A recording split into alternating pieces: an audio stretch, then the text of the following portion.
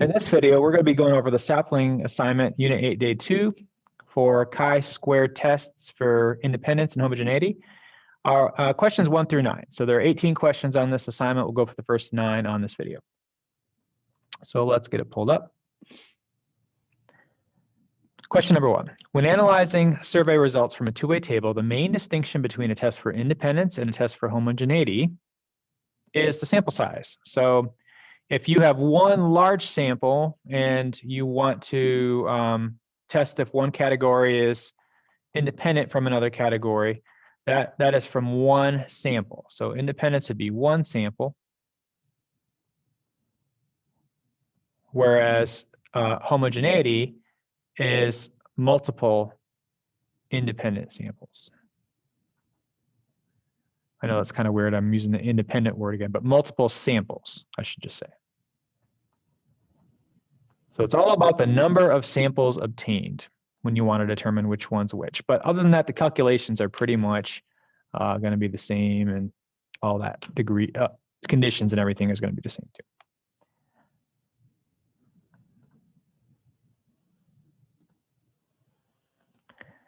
Okay, question 2. Cocaine addicts need cocaine to feel any pleasure, so perhaps giving them an antidepressant drug will help. A 3-year study with 72 chronic cocaine users compared an antidepressant drug called desipramine with lithium, a standard drug to treat cocaine addiction, and a placebo. 1/3 of all subjects were randomly assigned to receive each treatment. At the end of the day,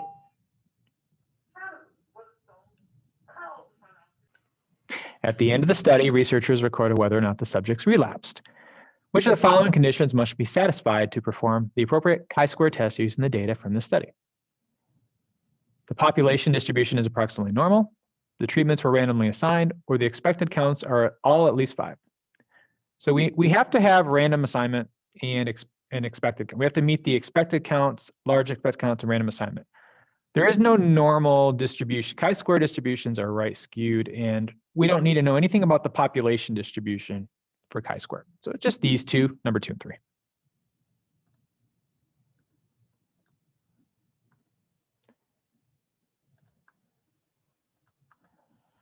Questions 3 through 9 are going to be going over the same scenario. So read this problem carefully, and we'll kind of walk you through how to conduct a chi-square test. Inspired by the example about how background music influences choice of entree at a restaurant, a statistics student decided to investigate other ways to influence a person's behavior.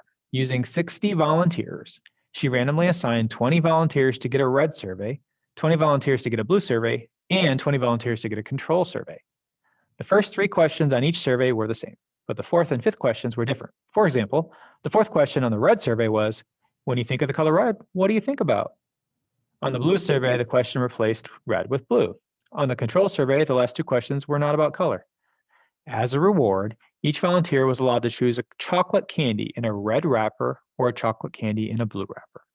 The table shows the result of the experiment. Now look at this table very closely. I want you to understand that they're giving you the totals. They don't always provide those totals, but in this table here, the actual data that was recorded, of course, was just from these tables. And the totals are just the sum of the rows or the sum of the columns or all the columns added together, all the rows added together. So what are the appropriate null and alternative hypotheses in this setting? Let's read through them. The proportion who would choose the red candy is 33% in all 3 treatment groups, versus the alternative, the proportion is not 33% in all 3 treatment groups. We're not looking for specific numbers here. The second one, the number who chose the red candy is the same as those who chose the blue candy for subjects like these who received the red survey, the blue survey. The number who choose the red candy is the same as those who received the blue candy for subjects like these who received the red survey, the blue survey. And I feel like that should have said the other survey as well. So the null is, so that's an interesting take on it. I'm not really fond of the word choice on that. So I'm going to come back to that in a second. The third option, the distribution of candidate choice is the same for subjects like these who receive the red survey, the blue survey, and the control survey versus the alternative. The distribution of candidate choice is not the same for subjects like these who receive the red survey, the blue survey, and the control survey. See, that's more worded how it should be. For the null, the distributions should be the same.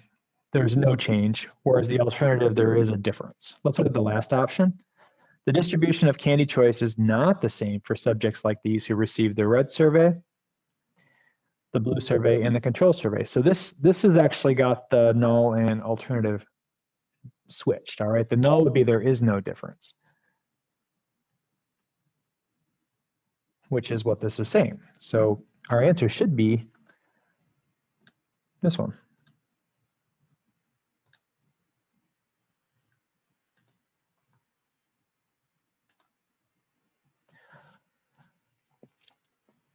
Okay, so the same question, STEM, let's look at this question. What is the expected count in the red cell? So let's look at the red and red cell. We have 13. To get the expected number that should be there, remember we take our row, which is 26, our totals. We multiply it by our column total. And then we divide that by our overall total. So it's going to be 20 times 26 divided by 60. So 20 times 26 divided by 60. And we have that popping up twice, right? So looks like it's going to be 8.67, but do you report 8.67 or 9? Expected count should never be rounded. So we're going to do 8.67. Use your calculator to verify that it's 8.67. Now I'll show you how to use matrices to get that too.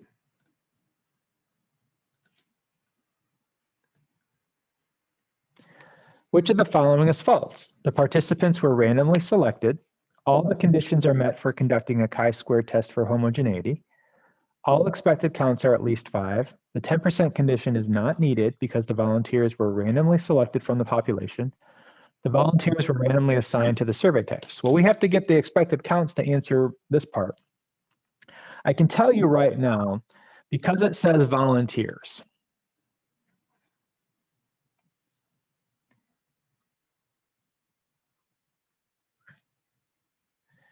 they were not randomly selected. So that is true. The participants, the participants were randomly selected, so we're not randomly selected. So this would be a false statement, right?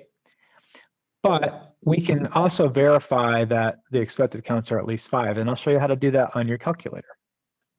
Take out your calculator. We're going to need to do this anyway, so we'll do this part of the test now. Click on second, x to the -1 power. That's your matrix menu. Go to edit. We're going to incorporate a 2x3 matrix. It's not a 3x4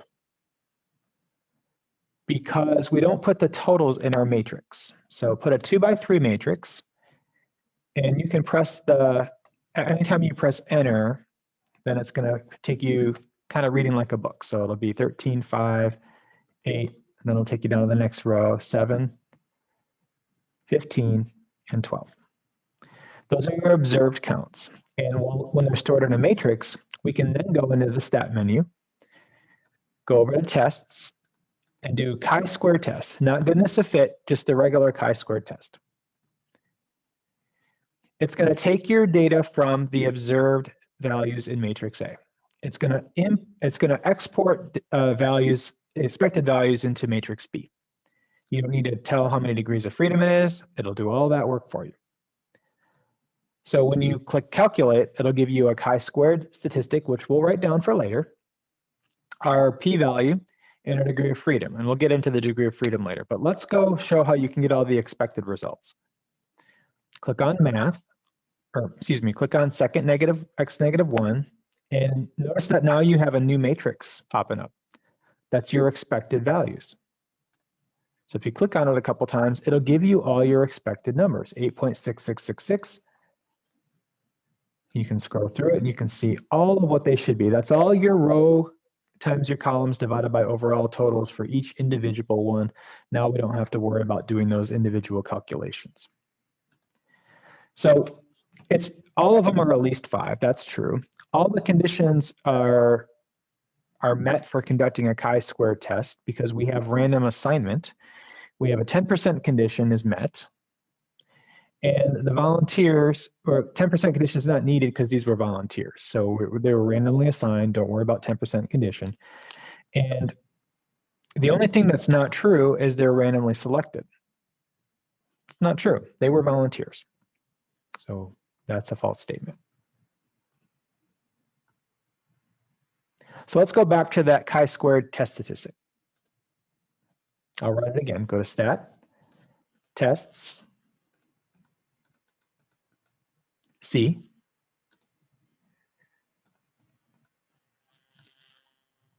And your chi-squared test statistic is 6.65 with degree of freedom of 2 and a p-value of 0.0359. So 6.65.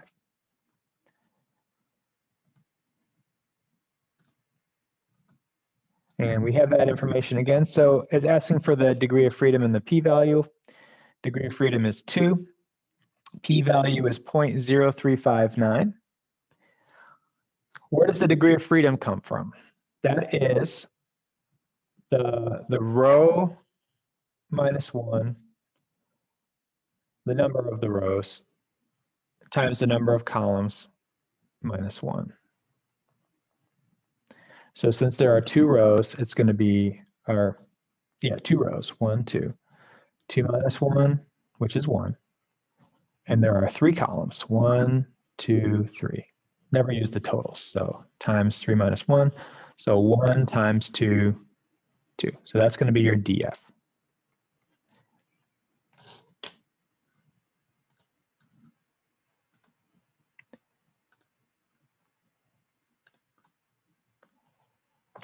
Now let's do our conclusions.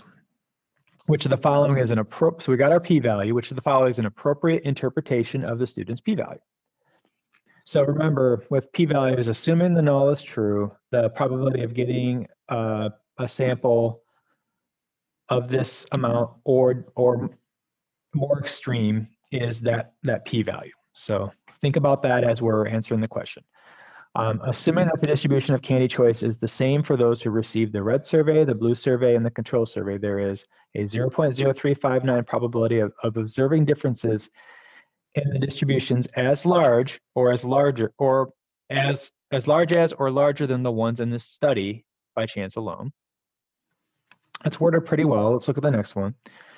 Assuming that the distribution of candy choice is the same for subjects like these who receive the red survey, the blue survey, and the control survey, there is a 0.0359 probability of participants choosing the red or blue candy equally. That is not true. C, assuming that the distribution of candy choice is the same for subjects like these who receive the red survey, the blue survey, and the control survey, there is a 0.0359 probability of observing differences in the distributions as large or larger than the ones in the study by chance alone. Very similar to this one here, so we're going to kind of break it down between those two. Letter D, given that participants were randomly selected to the treatments, the probability a participant would choose the red candy is 0.0359. That's not a p-value.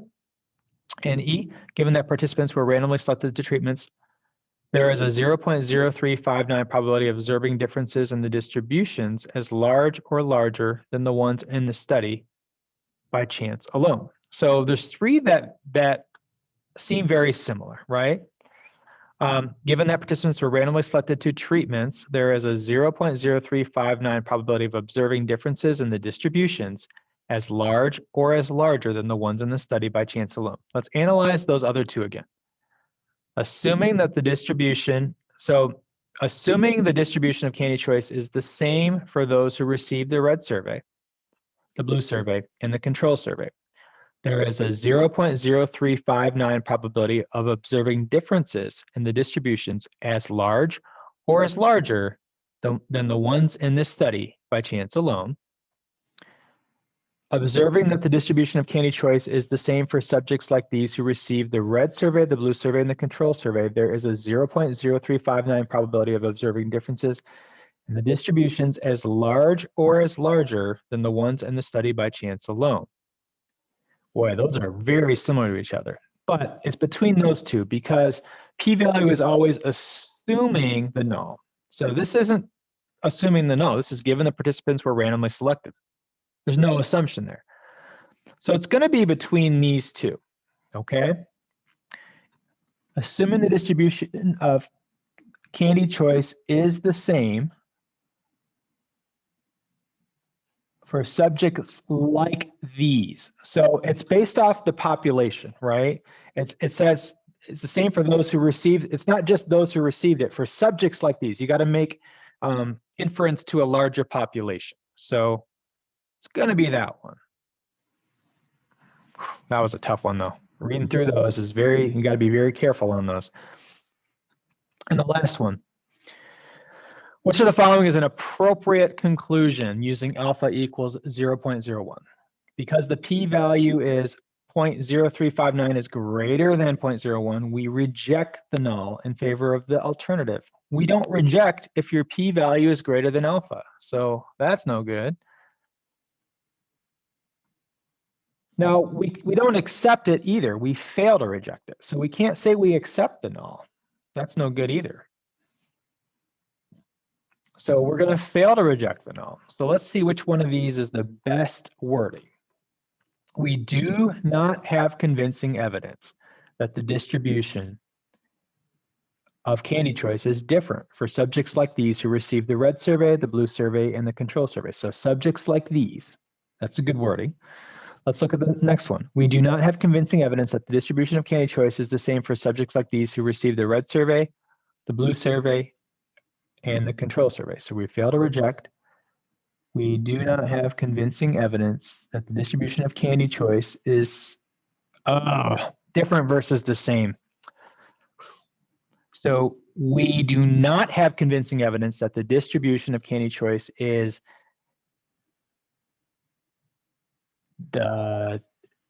different.